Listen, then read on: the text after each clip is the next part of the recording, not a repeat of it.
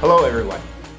Today is our second episode in a series called The One in Discussion.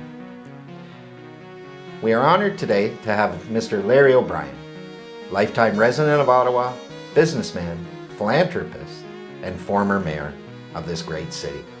Welcome, Larry. Pleasure to be here, Rich. Real pleasure to be here. How are you today? Tell me what's exciting recently. Oh my goodness. Well, I am little small projects like trying to recreate the definition of democracy in the 21st century. Little things. Little things. I think that's really small. That should be something. Didn't you solve a lot of problems on city council? The big thing is that I've retired. So I get up every morning and the only objective I have is to be happy. And on my tombstone, when it comes, I just wanted to say, he died a happy man. And that's what you can do when you're retired. So give it a few more years there, Rich, and you'll be able to aspire to that goal. Okay, wait. Let's get back to democracy. So where are we today? We're FUBAR. We're really messed up as a democracy in almost every sense of the word. We have this representative democracy where you elect someone to go and make decisions for you. The problem we have today is that as soon as someone gets elected, whether to be a city council and you know about that, city council or provincial MPP or MP or a senator or a congressman, as soon as they get into power, they're surrounded by lobbyists and special interest groups, and they lose contact with the people who originally elected them. If you look at democracy, in I think it was 500 BC, Athens had a direct democracy system, and it could work. Any man over 20, they didn't let women back then, so they hadn't got the women's rights yet. Any man over 20 could go and sit in the chambers and have a say on every decision that was going to be made in Athens. And that worked for about 200 years, and then societies became more complicated, and they migrated over to something called representational democracy, which we have as today. And for the most part, that's worked. That's worked for hundreds and hundreds of years.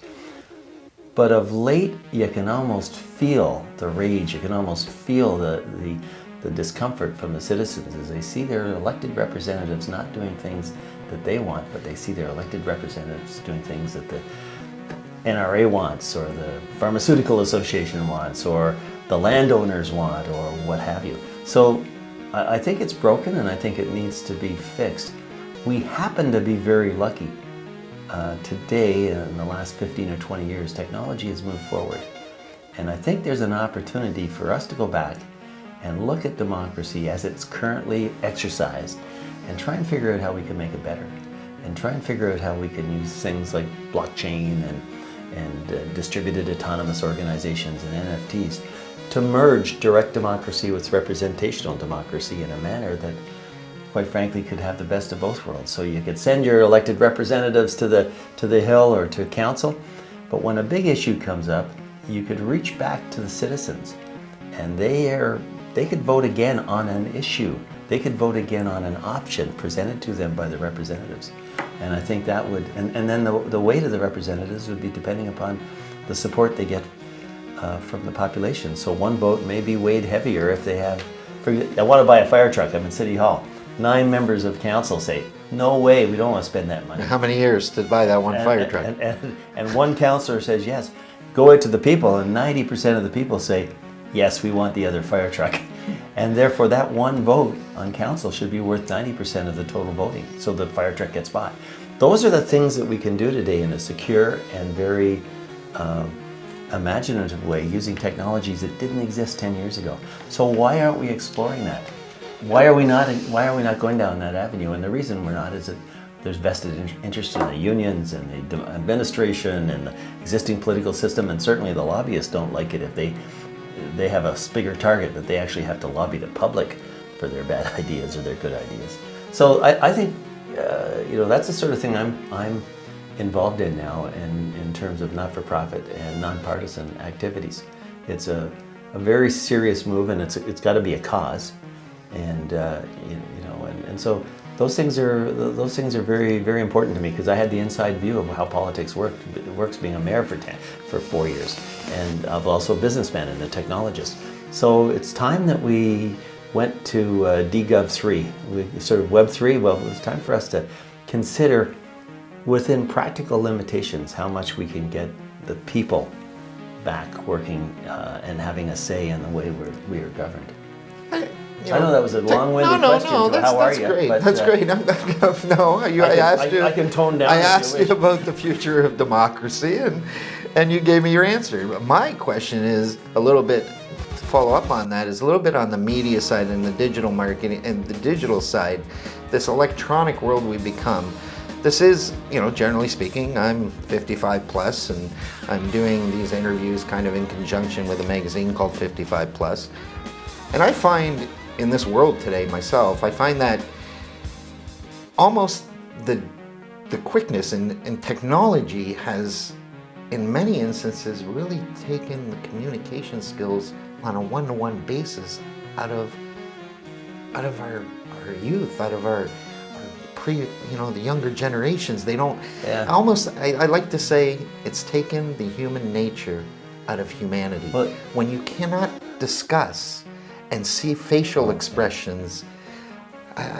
You're right on, and and I think the younger people, Rich, have been they don't vote as much as people like you and I do, the boomers and the new boomers and the old boomers, because we probably vote out of habit.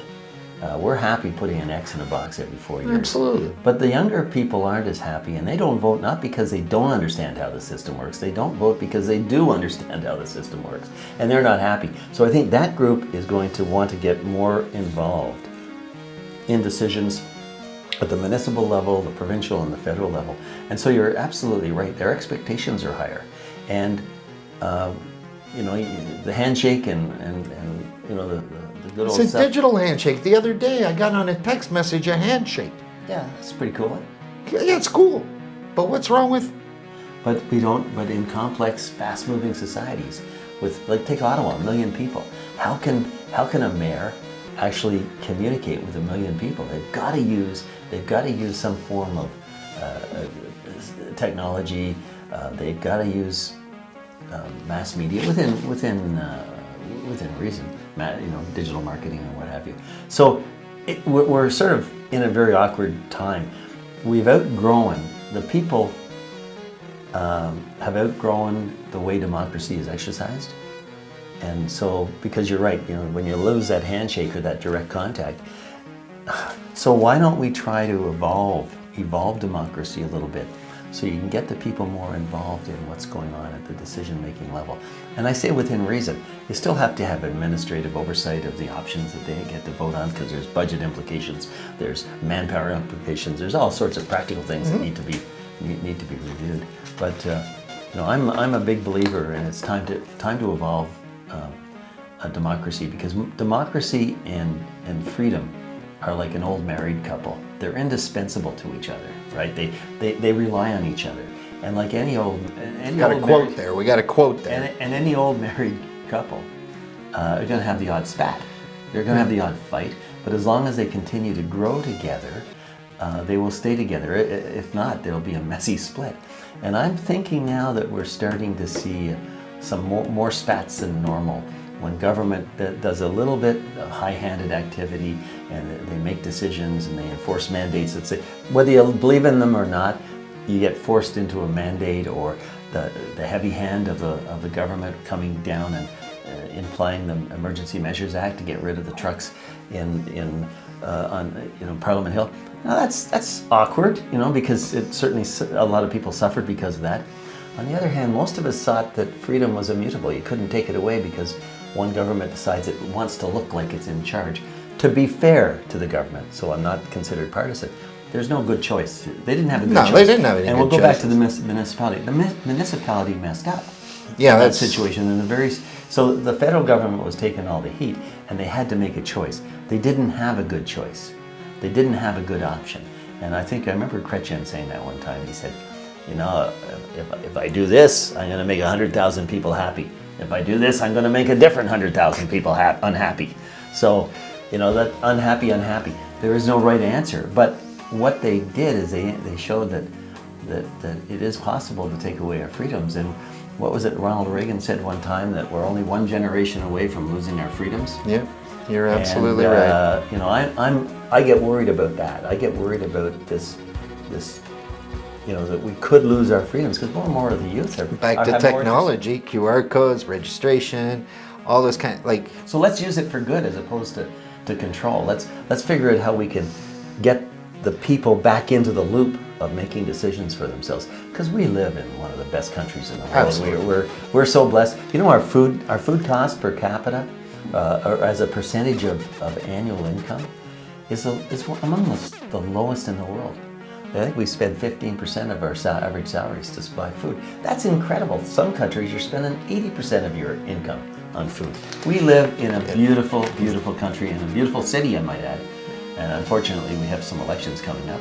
But we could fall right into. So, what do you think about the upcoming? What do you think about the upcoming elections? Well, I think there's a lot more shoes to drop in terms of who's going to run for mayor. And I think I saw today there was 8 or 9 councillors that are not running again. Mm-hmm. And I think it's unfortunate to a certain extent, because the light rail mess up is so profound that these people are bailing out because they know they're going to be held responsible.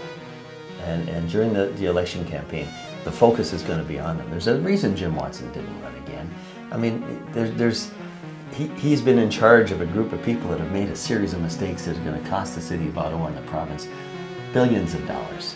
And it's really, I just can't accept it. But so you're going to have a bunch of amateurs. It would be like me going in again. It would be like an amateur going in, taking charge of a corporation that's going down the hill, going down the toilet, because they've just messed up so many things that I think it's going to be a real tough run if you're thinking about running for municipal. No, not you, but anybody who's thinking about running for municipal politics. It's going to be a rough road in the next 2 or 3 years, because there's a lot of things that have to be fixed. There's a lot of things that have to be corrected. But going back to the light rail, there's a lot of what you're saying is profoundly true. Overcost, budgeted, it's they bought the wrong system. The reality they bought a system. The reality of the but I personally, and I said the same thing to Jackie in our previous interview, that I think in the long run, we want to be a big city, we want to be up there, we need it. I think in 25 years from now, they'll look back and they'll be happy that they have the system. Rich, that's exactly what I was saying in 2006 when I stopped the last light rail system, because it wasn't underground. I said, you got to go underground. I never dreamed in 1,000 years that the bureaucracy and the council that actually finally made the decision to go ahead with it would ever buy a system that simply can't work. And that's what they've done. And so you're absolutely right. If we had a working subway system, then I'm 100% with you. The execution has been faulty, and that's what they're going to be held accountable for in the next election. A few weeks ago, back into the days with my senators and Rod Bryden and everybody, but a few weeks back, it was announced that preferred bidder was the Ottawa Senators and the development down in the LeBreton Flats. Yeah. What's your take on that? Well, I hope it comes true. I mean, it's a 10-year project, and it would really inspire a lot of other activity in downtown Ottawa. It would be great for Elgin Street. It would be great for the market. It would be great for the city. I think it would also be great for the hockey team. But we don't, there's one group of people that have to agree to do that, and that's the owners of the Ottawa Senators. However, they seem pretty anxious. There was I'm not sure about that. Yeah. But then again, what I've heard is that no way that they want to do it. On the other hand, if I really wanted to sell something at a good price, I'd never tell anyone I was anxious. I'd never tell anybody that I wanted to sell it. I would say, well, maybe, I'm not sure. There's freedom of democracy there. All those poor people that lost their homes many, many years ago in the LeBreton Flats. One of my friends actually was his family who lived there. Yeah, government overreach can be pretty brutal, and that's why we're, like you said, now it's got to change. And in the famed words of Tony Robbins, Change is mandatory. Progress, on the other hand, is optional. So why don't we start thinking about how to make it better? And I'm too old a dog to get back into the war of politics, but I'm literally gonna probably spend the rest of my runway creating a cause to help use technology to modernize democracy so we can keep our freedoms. I don't know about you, but I'm Bring that technology out where you're back to touching people. Well, that can happen, but it might be through it still might be on your Zoom-like calls or some other things. But I am claustrophobic when it comes to freedom, and if I lose my freedom, I go antsy. So I don't think any of us want to lose our freedoms. And if we don't start making headway in evolving democracy, there's a lot of kids out there that don't mind socialism because it's better than what we have. So but I'm still saying we live in a really great country. We all this other stuff, but you gotta keep on the track to making things better. Maybe I'm getting too heavy. No, you're not getting too heavy.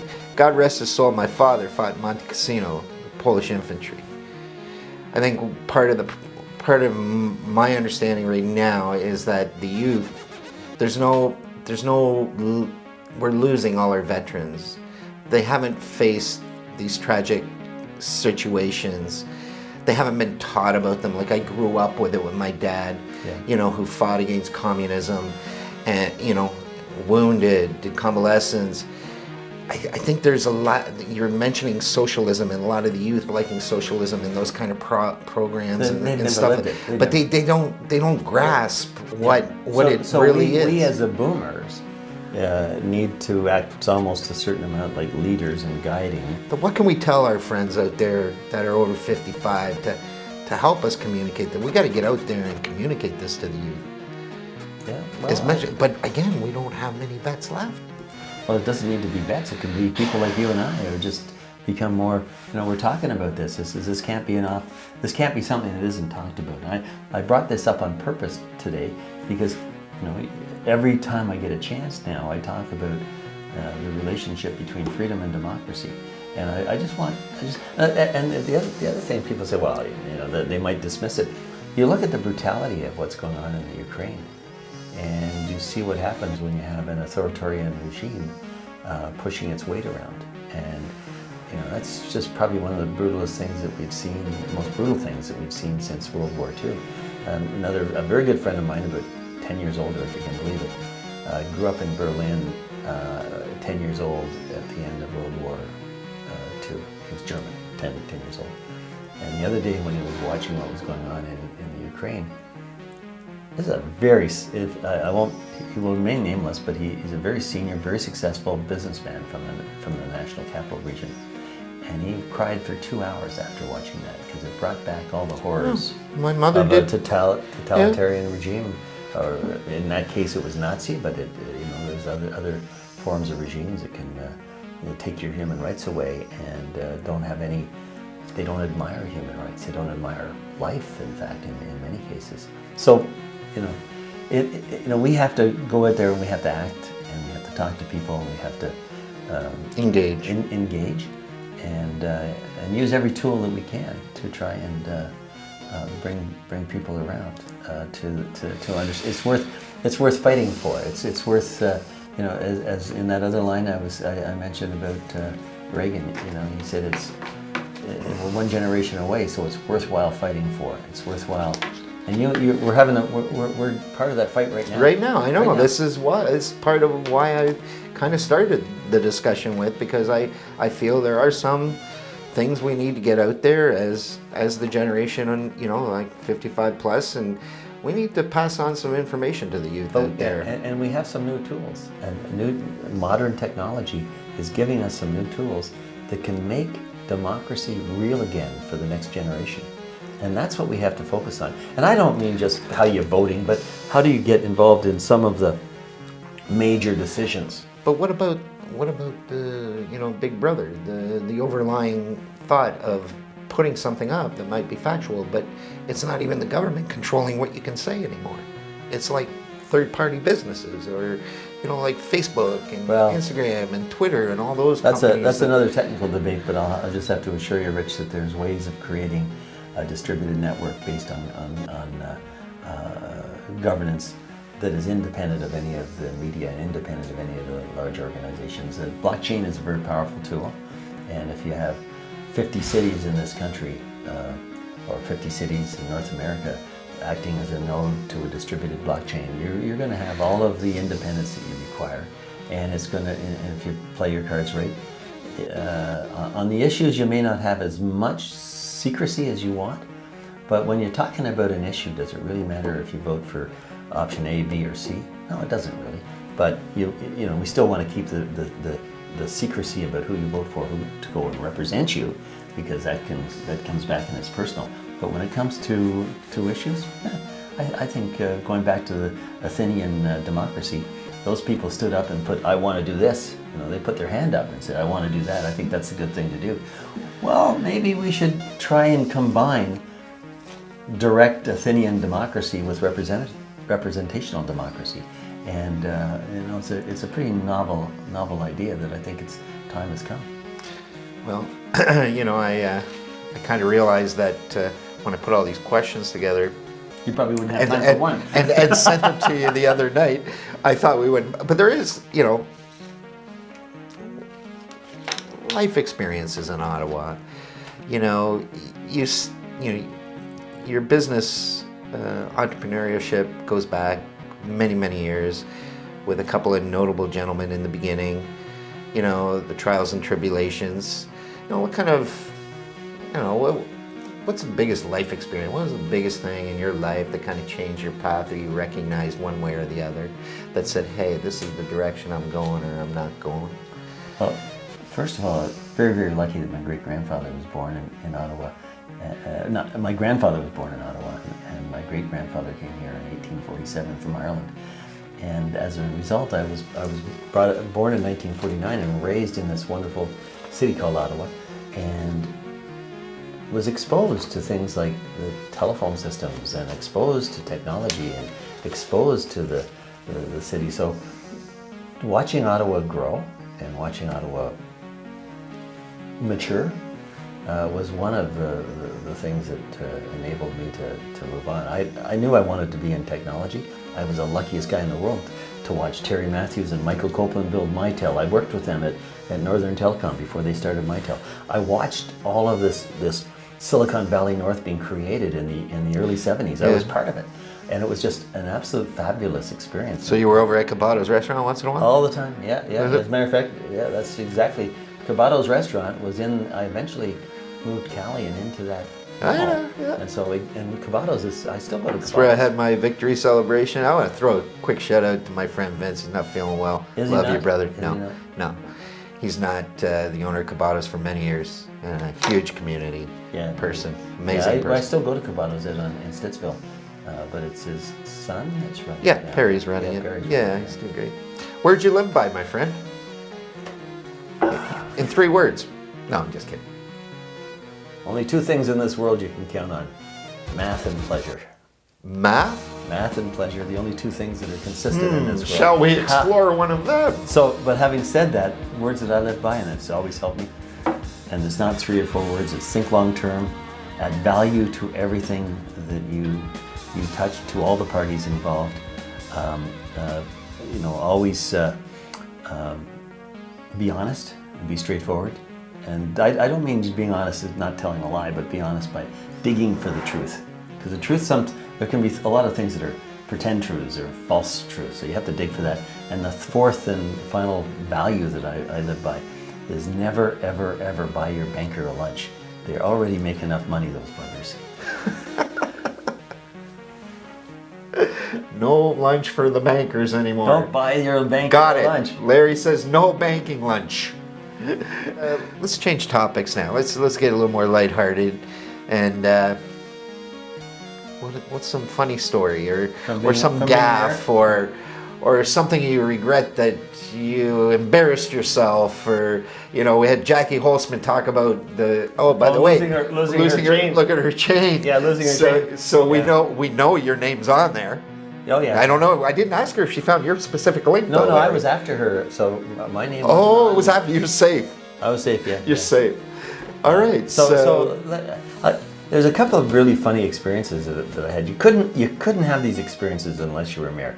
Sometimes people say, "Did you know, was it worth it?" And I have to go to these experiences because they really. Early in my, I was elected in 2006. So in 2007 or early 2008, the royal family came through Ottawa in two different chunks. At first, it was Charles and Camilla, and then it was the Queen and Philip. And when Charles and Camilla came through, we I was the mayor, the first person of Ottawa. You say hello, you greet them to Ottawa, and you do all that. And then they had been coming from Calgary because they came over for the Stampede, and they were stopping in Ottawa to do the political. Right. And so 3 or 4 months later, his mom, the Queen, came over, and Philip, and they were another line, and they were coming down, and you'd be very gracious, and you have all those things. And so when Philip came to me, Prince Philip, bless his soul, he said, "Oh, Mr. Mayor," or whatever he said, and I said, "Yes." And then I made a silly comment. I said, "I hope we can treat you as well as we treated your son 3 months ago."